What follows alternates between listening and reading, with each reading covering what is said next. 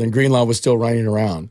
He was like, and everyone was screaming, "Go down." We were all screaming, "Go down." There was a small earthquake in the city of San Francisco from every 49ers fan screaming, "Go down." I don't know what he was doing, but apparently Fred told him before the game that I want you to have a pick six. At the end of the day, I think I was just able to go through progressions and get. So I'm pretty sure he wanted a pick six. Yeah, usually. And they told each other, like, hey, I'm going to get a pick six. No doubt, FP. So I was wrong on that one. But I'll tell you what, the morning show, Sam Loveman put out a poll. What matters more, Brock Purdy struggling early on or the fact he figured it out in the end? Over 2,000 votes, 82%, he figured it out at the end. And that's what the theme of this show has been. Yeah, there was some concerns. But at the end of the day, your young quarterback took his lumps. And I'm going to say this. You mentioned this, and I love it. The monkey on the back. Kyle and the Niners were 0-30, trailing by 4 or more in the fourth quarter. Everything's not going to be pretty. So that the weather was grimy and that wind was grimy. No apologies needed. But I thought that was a big time to do that, obviously, to keep your season alive. But that's what you kind of want. As you embark on two of your probably most difficult games left if you get to the dance. Yeah, I'm going to reset. I said this earlier, and not too many people listen for 4 hours every day, but as an athlete in the heat of battle, when you're in the biggest game of your life and things are going south, it's so hard mentally to turn it around. You have to be confident. You have to have the mental toolbox to, I've been there, I've done this.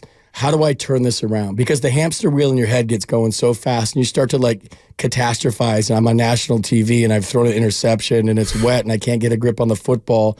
And you're a young kid. You're 23 years old, and you're in your second go around the playoffs. But still, the mental toughness it takes to be able to say, okay, I'm going to flush that. I can't control what's already happened. It's all I can control right now. I got the best athletes live in the present, and they have memories of a goldfish, right? 10 seconds, and you got to let it go. And I think the best thing that Brock Purdy did, and I tweeted this during the game, he's got to flush it. Before the last drive, I tweeted, he's got to flush everything that has happened, and he has to get after it and figure things out and let that go. And he did. So, to his credit, it's not a video game. You're a human being, and you're sitting there going, I'm having the crappiest game of my life, minus Baltimore, on the biggest stage. We have one drive left. There's 6-something left in the game. Whatever happened, I can't control what already happened. What I can control is this right here. And apparently he got in the huddle. He said, let's lock in. This is huge. Trent had his speech. Trent Williams came in and said, this could be our last drive ever this season. We got to go. Damn. Paraphrasing. Yeah, collectively. I don't got to tell you, rosters change. So the fact that Brock Purdy had the mental toughness to be able to turn things around and get it done at the biggest time on the biggest stage, to me says more about the man than the player. No, I love it. We're going to grab your calls, but first, you had mentioned you hadn't heard that post-game sound. This is Brock Purdy talking about what you just mentioned, the come from behind win. I think it is important. Earlier this year we had games like Cleveland and Minnesota and Cincinnati at one point. You're down and you got to find a way. It's fourth quarter. It's the NFL. And then obviously we're in the postseason now, so we were all like, all right, this is it. This is our season. And so for us to capitalize like that was huge for all of us. And then obviously for myself as a quarterback, it's good for confidence and all that. But we have too many good players, man, on this team. So many players that are difference makers, and we got a great defense. And so for us to not find a way, it's not right. So for us to finally have a game like this and pull through at the end was huge for all of us. So, yeah. Yeah. So he's saying, echoing exactly what we are. I'm looking at YouTube, M. Patel on the First NorCal Credit Union. I don't even know what he's talking about, or her. 49ers went 3-0 without Debo last year. Awful take, Guru. I'm talking about this year. Anyway, 0-3. So I don't know what that was about. The bottom line is, I'm not playing doctor. They need Debo on the field. It's to the point where, hey, Debo, even if you really can't go, can you be a decoy? That's how much he means pre-snap to the San Francisco 49ers. And they got the win, so that's all that matters. But that was the one. You think about would Brock have struggled had Debo been out there, because they were getting their little bubble screens to him, and he was getting off. But damn, FP, I just saw him on the ground. One time it was his shoe. He limped off, and you didn't know. It was just a shoe, nothing to worry about. Then 4 plays later, he's on the ground. So hopefully Debo's able to play as they take on the Lions, because that would be kind of weak where I know everybody has injuries. Go, it's the NFC Championship game. I will look at Debo. I will look at Debo differently if he doesn't play. I will look at him differently if he doesn't play. Now that's deep. Like try. You mean that? Shoot it up. Do whatever you got to do to your shoulder. Get out there, and if it's just killing you and you can't go, you can't go. But if he just shuts it down and doesn't play in the biggest game of the year on Sunday, I will look at. So Debo. you won't care about. You won't even say, "Goo, I'm going to judge him on his performance." It's just get out there. I know it was hard. You won just by getting out there. I ain't even going to nitpick about your stats. Dude, there's things you do in the postseason as an athlete that you wouldn't do in the regular season to get out there and play on the biggest stage in the biggest game. If he shuts it down, I know he's hurt. I'm not saying he's soft, but you got to get out there and play. You got to find a way to get out there and play. You got to do everything under. Nah, I hear you, and I see you smiling. You mean it. Physical power, shoot it up, whatever you got to do. Shoot that bad boy up. Shoot it up, drum it up, play. Put me in the blue tent like 5 times and shoot it up during the game. I'm playing. I don't care. Yeah. But I don't. So this is getting a little deep. But I don't know if the modern day athlete thinks like that. I don't know if the modern. It's more about self-preservation, career, and longevity. Where the old school athlete, and I'm not talking about win. You can Ronnie Lott, take my pinky. Ronnie Lott cut his finger off. Yeah, these are big games. I hear you. These don't.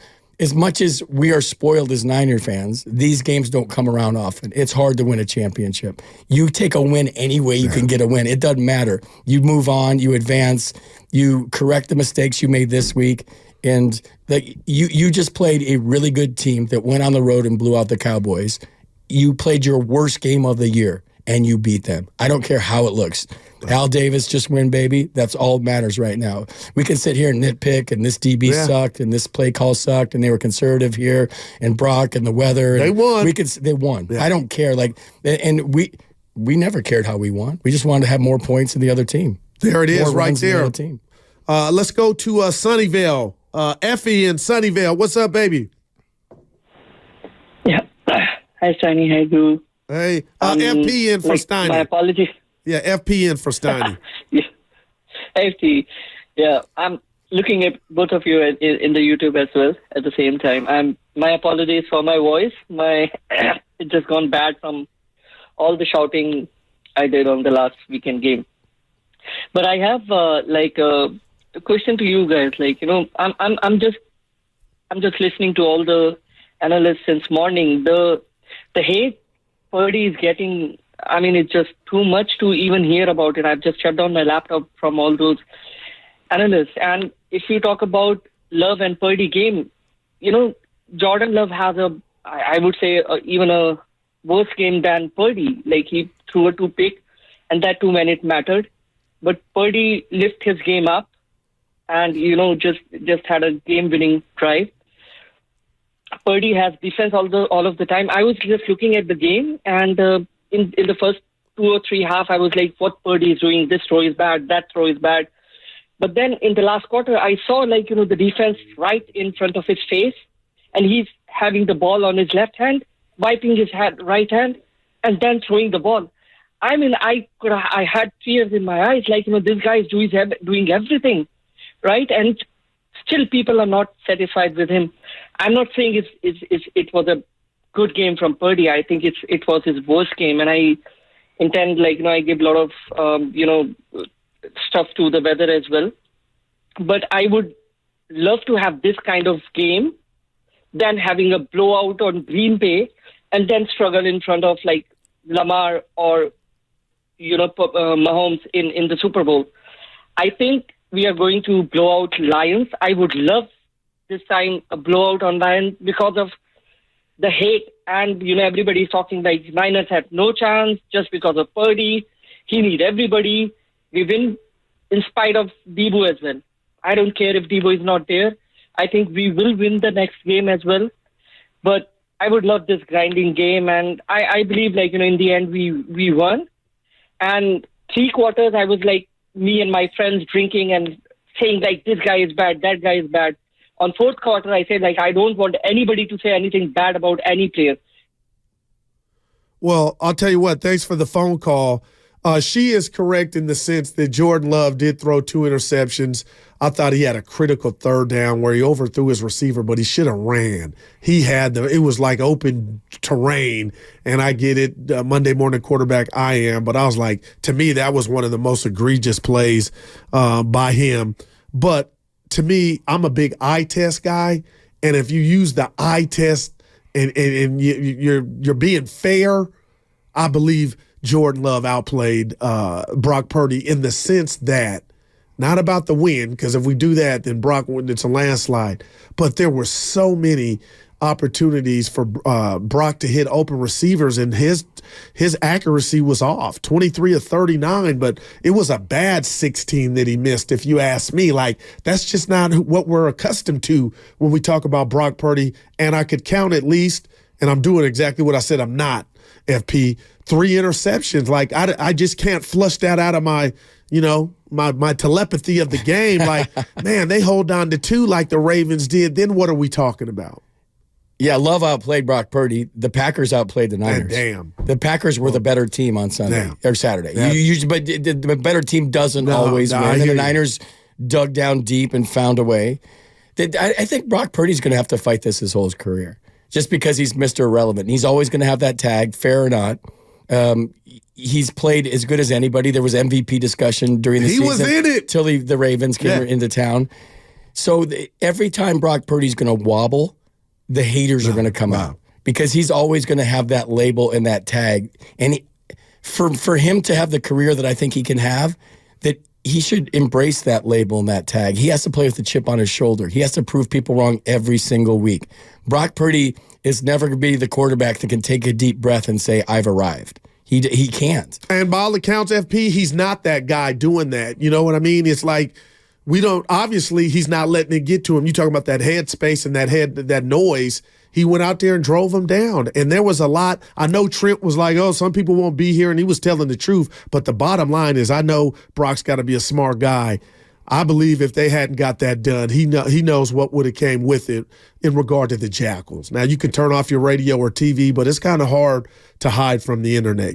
People would have been on his neck. I think there's a lot of jealousy just because of what he's doing. And I've never heard Magic Johnson be called a system player. It's not his fault the Niners drafted him, and he's driving the Ferrari like it's supposed to be driven. But again, I just want to leave this show today without letting you all know, and I said this to you early, FP, the play of the game to me, was the third down completion to Brandon Ayuk. Let's hear Brock Purdy talk about it. Yeah, I saw it was man. I saw that, the middle of the field was open, and that's where he was going. He did a great job of getting inside leverage and making his break. Obviously, it was tight coverage, and, for me, it was like, all right, just try to put it out in front of him and have it just be him be able to get it, and he did. He did a great job of getting underneath it and not let the ball hit the ground. So, BA's a baller, man. Proud of him. Wow. Because that's 4th down. You got time left to where you could punt and try to D up. No. But how much confidence do you? The more I'm thinking about the D, the more I'm thinking about Wilkes. I'll save that for another day. I got in your head, huh? No, I'm like, but with the man, because they brought him from today's not the day, but they brought him from upstairs to the field for a reason. Yep. We'll leave that there. Yeah. And it wasn't a good reason, whatever it was. So this could just be part 2 of that. But you said it. This is the same defense as damn near last year with Hargrave. Tell me I'm wrong. Like, it's not okay to put out this performance from the D-line. I'm sorry. I know. If I'm a Niner fan, this is unacceptable. Let me tell you, it ain't good enough to beat Kansas City, Baltimore, and I'm throwing in Detroit. Well, if they play like they did Saturday, they're going to lose. Okay. You can take the Lions and the points all you want. They're not going to beat the Detroit Lions. They know that, and they're going to play better on Sunday.